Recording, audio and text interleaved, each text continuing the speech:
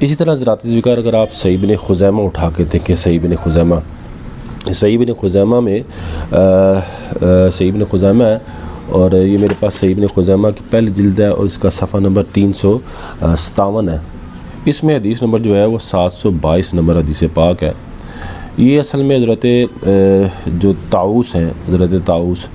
یہ ابن عباس رضی اللہ تعالیٰ عنہ کے شاگرد ہیں اور یہ تابعی ہیں۔ یہ وہی طاؤس ہیں جن کی روایت کو، جن کے اثر کو ابن حزم نے اپنی المعلیٰ کے اندر ذکر کیا، اور اس میں یہ ذکر تھا ابن حزم کا۔ اگر آپ نے میری سابقہ ویڈیو دیکھی ہو تو ابن حزم کے المعلیٰ کے حوالے سے میں نے یہ حضرت طاؤس کی وہ روایت آپ کے سامنے پڑھی تھی جس کو ابن حزم نے نقل کیا تھا۔ وہ یہ تھی کہ طاؤس نے اپنے بیٹے کو دیکھا کہ وہ نماز پڑھ رہے تھے، تو انہوں نے آخر میں تعوذ نہیں پڑھا، یعنی وہ دعا نہیں مانگی، اللہم انی اعوذ بک من عذاب القبر واعوذ بک من فتنۃ المسیح الدجال واعوذ بک من فتنۃ المحیا والممات واعوذ بک اللہم انی اعوذ بک من المعصم والمغرم، یہ دعا انہوں نے نہیں مانگی۔ تو حضرت طاؤس نے ان کو کہا کہ بھی آپ نے یہ دعا نہیں مانگی؟ انہوں نے کہا جی میں نے دعا نہیں مانگی۔ تو حضرت طاؤس نے اپنے بیٹے کو دوبارہ نماز پڑھنے کا حکم دیا۔ یہ جو اثر تھا اس کو ابن حزم نے اپنی المعلیٰ میں نقل کیا، اور اس سے بھی انہوں نے استدلال کیا کہ یہ کیا ہے، اس تعوذ کا پڑھنا کیا ہے، فرض ہے۔ اب میں آپ کو سامنے وہ حضرت جو کیا نا طاؤس ہیں ان کی روایت میں آپ کے سامنے پڑھتا ہوں۔ وہ کہتے ہیں حضرت طاؤس جو ہیں ان کا جو اثر ہے صحیح بن خزیمہ میں ہے، اور یہ صحیح بن خزیمہ کی 722 اس اثر کا نمبر 722 ہے۔ اس میں حضرت طاؤس کے جو بیٹے ہیں وہ کہتے ہیں انہو کانا یقول بعد تشہد کلمات کانا یعظمہن جدا،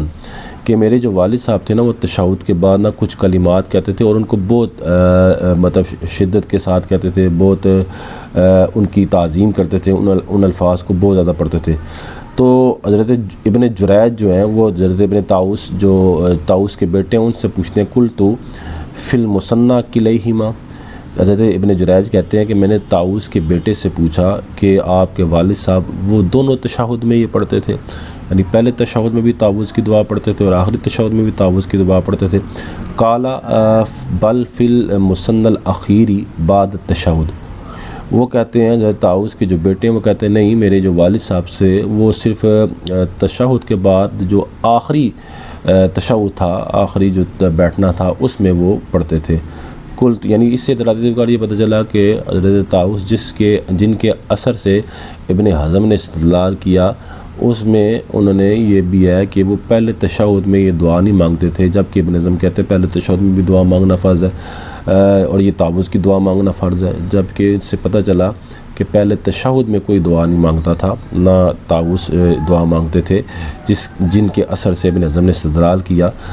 اب وہ کہتے ہیں کہ بلکہ وہ آخری تشہد میں مانگتے تھے، ٹھیک ہے۔ اب وہ کہتے ہیں قلت ما ہوا، تو وہ حضرت ابن جریج کہتے ہیں میں نے حضرت طاؤس کے بیٹے سے پوچھا کہ وہ دعا کون سی ہے، تو وہ کہتے ہیں وہ یہ دعا ہے قال اعوذ باللہ من عذاب القبر واعوذ باللہ من عذاب جہنم واعوذ باللہ من شر المسیح الدجال واعوذ باللہ من عذاب القبر واعوذ باللہ من فتنۃ المحیا والممات وقال کانا یعظمہن، یہ دعا تھی، وہ اس کو بہت زیادہ اس کی تعظیم کرتے تھے، اس کو بہت زیادہ مانگتے تھے۔ قال ابن جریج اخبرنی ہی عن عائشہ عن النبی صلی اللہ علیہ وسلم،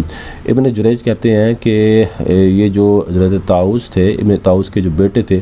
انہوں نے ہمیں یہ جو روایت تھی اما عائشہ صدیقہ سے، اور انہوں نے نبی علیہ السلام سے ایسے ہی بیان کی تھی۔ تو اس سے ذرا ذکر یہ پتہ چلا کہ اما عائشہ صدیقہ رضی اللہ تعالیٰ عنہ جو انہوں نے حضرت طاؤس کو بھی یہ روایت جو بیان کی تھی وہ اسی طرح بیان کی تھی کہ وہ آخری تشہد میں پڑھتے تھے نہ کہ پہلے تشہد میں۔ تو اس سے ذرا ذکر یہ بھی پتہ چلا کہ ابن حزم کا جو استدلال ہے، یہاں میں نے یہ بتانا چاہتا ہوں کہ ابن حزم جو پہلے تشہد کا بھی کہا ہے، وہ پہلے تشہد میں بھی دعا مانگنا وہ کہیں بھی ثابت نہیں ہے، پہلے تشہد میں دعا مانگنا یہ، بلکہ عائشہ نے جو حضرت طاؤس کو بھی یہ سکھائی، یا طاؤس نے جو ان سے سیکھی، یا طاؤس نے جو ان سے پوچھی، وہ آخری تشہد میں تھی، حضرت طاؤس نے ان سے سیکھا